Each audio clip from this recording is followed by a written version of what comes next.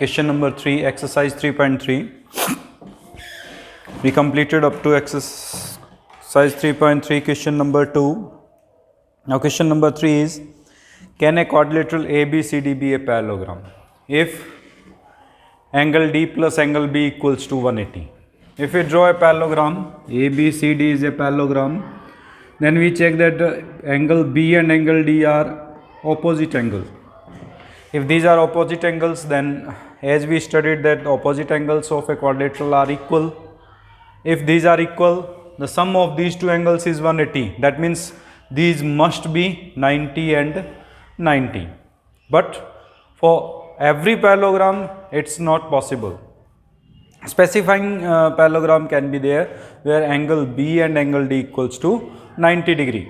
तब angle B और angle D अगर 90-90 का आता है तब तो ये पॉसिबल है, अदरवाइज ये पॉसिबल नहीं है. उस केस में हम ये कह सकते हैं कि yes it is parallelogram, it is parallelogram,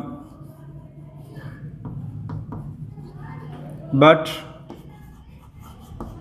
it's not compulsory.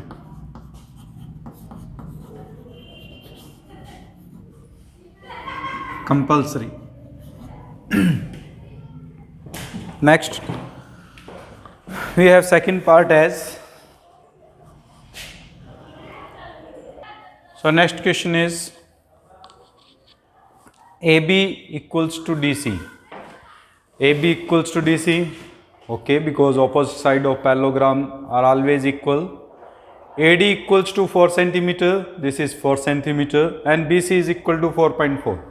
No, it is not possible because always opposite angles must be equal. So AD and BC must be equal.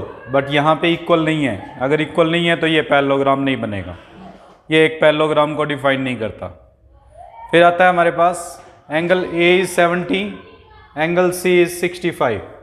But parallelogram के opposite angles equal होते हैं. अगर parallelogram के opposite angles equal होते हैं तो angle A और angle C equal होने चाहिए. But here angle A and angle C are not equal, so no, it is not a parallelogram. So in a parallelogram, only first condition can be possible, not sure. Other parts are not a parts of parallelogram. This is our question number 3.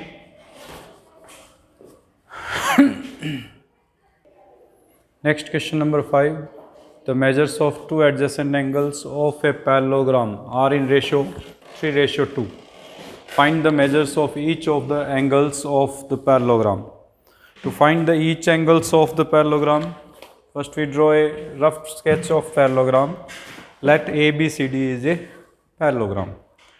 और इस parallelogram के अंदर हमें पता है कि दो adjacent angles, आप कोई भी दो एडजेसेंट एंगल्स कंसीडर कर सकते हैं. बताया था एडजेसेंट एंगल्स मीन्स कोई भी दो angles on same line are called the adjacent angles.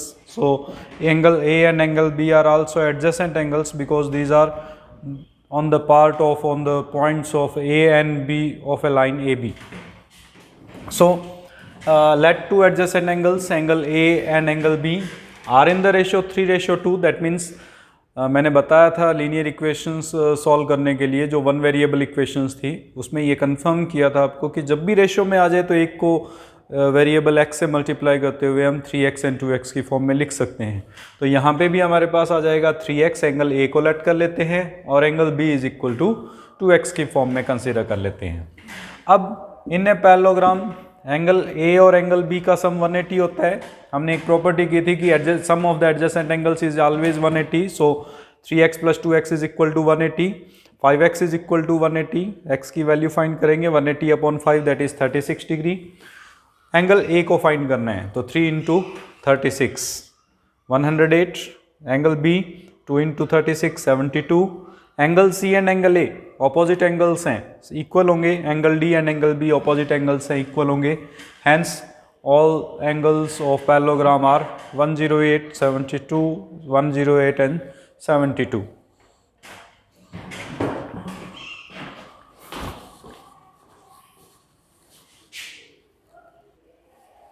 Next, two adjacent angle of parallelogram are equal measure, find the measure of each of the angles of parallelogram. So एक parallelogram draw करते हैं ABCD, इसके अंदर adjacent angles are equal, that means angle A and angle B are equal, ये given है हमारे पास, adjacent angles are equal.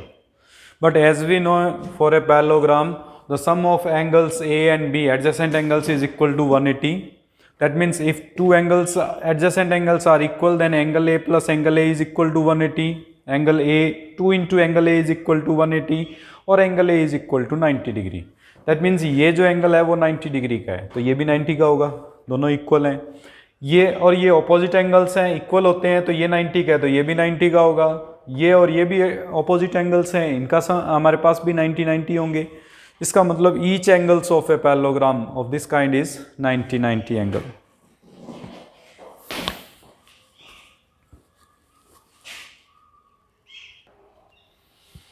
Question number 7 is HOP is a parallelogram. Find the angles, measure x, y and z. State the properties you use to find them. So ये एक HOPE एक parallelogram है. इसके अंदर हमारे पास ये एंगल x, ये angle y, ये एंगल z, ये 40 डिग्री और ये 70 डिग्री है. हमें जो x, y, z है उनकी वैल्यू फाइंड करनी है. To find the value of x, y, z सबसे पहले देखिए HOP कैलकुलेट करते हैं. ये एंगल हमें पता है कि ये एंगल और ये एंगल दोनों लीनियर पेयर ऑफ एंगल्स हैं. लीनियर पेयर ऑफ एंगल्स का मतलब है कि एक ही लाइन पर दो एंगल्स बन रहे हैं, एक टू लाइंस के बिटवीन. तो उस केस में इन दोनों का सम ऑलवेज 180 होगा, क्योंकि OP जो है वो इस लाइन HO पर हमारे पास दो एंगल कन्वर्ट कर रही है, दोनों का सम 180 होगा. सो इस एंगल को हम कैलकुलेट कर सकते हैं, दैट इज 180 माइनस 70 110.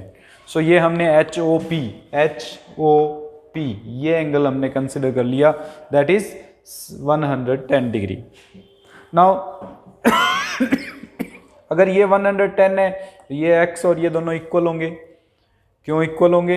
पैरेललोग्राम है, ऑपोजिट एंगल्स इक्वल होते हैं. So x is equal to HOP that is equal to 110 degree. That means x की वैल्यू 110 होगी. नेक्स्ट हमें पता है कि जो एडजेसेंट एंगल्स होते हैं उनका सम 180 होता है.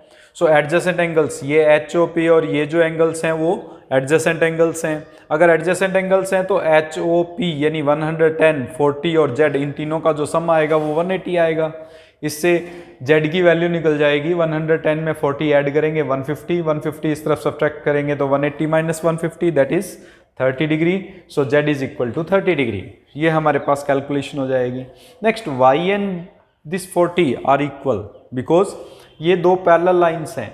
और मैंने कल एक प्रीवियस क्लास में एक टॉपिक बताया था कि अगर दो पैरेलल लाइन को एक ट्रांसवर्सल लाइन इंटरसेक्ट करती है या ट्रांसवर्सल लाइन पार्ट डिवाइड में करती है तो ये जो एंगल है और ये जो एंगल है वो इंटीरियर एंगल कहलाते हैं. Interior angles on opposite side और इन दोनों की वैल्यू सेम होती है. दैट मीन्स y की वैल्यू जो आएगी वो 40 डिग्री होगी. तो हमारे पास ये वैल्यूज आ गई. x is equal to 110, y is equal to 40 and z is equal to 30 are the answer of question number 7. Question number 8. Following figures are parallelogram. Find x and y. Board exam में काफ़ी बार ये question आए हुए हैं दोनों के दोनों, जिसके अकॉर्डिंग हमारे पास एक पैरेललोग्राम GUNS गिवन है. इस GUNS के अंदर हमें x एंड y की वैल्यूज़ फाइंड करनी है. x और y की वैल्यूज़ फाइंड करने के लिए हम सबसे पहले देखो पैरेललोग्राम के अंदर ऑपोजिट जो साइड्स होती हैं वो इक्वल होती हैं. अगर ऑपोजिट साइड्स इक्वल हैं तो 3x जो होगा वो 18 के इक्वल होगा. ये 3x और ये 18 इक्वल होंगे. एंड 3y माइनस 1 जो है वो 26 के इक्वल होगा. हम 3x इज इक्वल टू 18 को लेके चलेंगे. x is equal to 18 by 3, x is equal to 6 and 3y minus 1 equals to 26 लेके चलेंगे तो 3y is equal to 26 plus 1 27 divided by 3 is 9. Similarly second figure, in second figure RUNS is a parallelogram. If it is parallelogram then as we know that the diagonals bisect each other. Bisect each other का मतलब है दोनों equal parts में divide करते हैं. अगर equal parts में divide करते हैं तो y प्लस 7 जो होगा that is equal to 20, x plus y जो होगा वो इक्वल्स टू 60। तो हम इसी का यूज करते हैं, 20 equals to y plus 7, y is equal to 20 minus 7 हो जाएगा, y की वैल्यू आ जाएगी 13, and x plus y is equal to 16, y की वैल्यू 13 सब्सटीट्यूट करें तो x प्लस 13 इक्वल्स टू 16 और 16 minus 13 that is 3, so x is equal to 3। These are the answer of given part।